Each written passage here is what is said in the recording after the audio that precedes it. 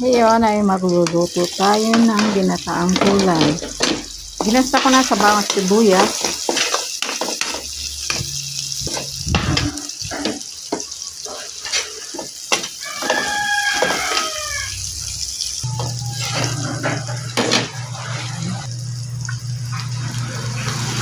Nilagay ko na ang tomato. Halo-haluin lang.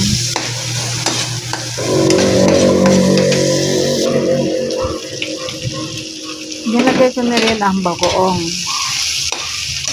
Halo-haluin. Sama na rin ang baboy. Medyo nahirapan ako dyan dahil nakahawak ko isang cellphone sa isang kamay. Ayan. Nilagay ko na ang kamote.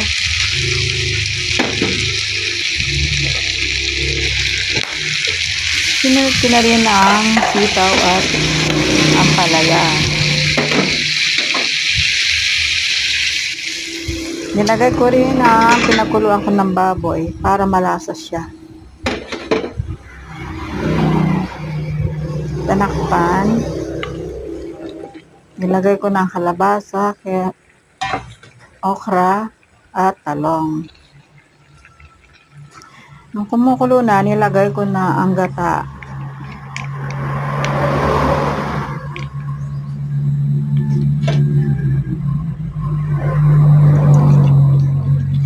Medyo malambot na ang gulay, kumukulo na, sinunod ko na ang hipon. Ayan, luto na siya. Okay na siya. Thank you.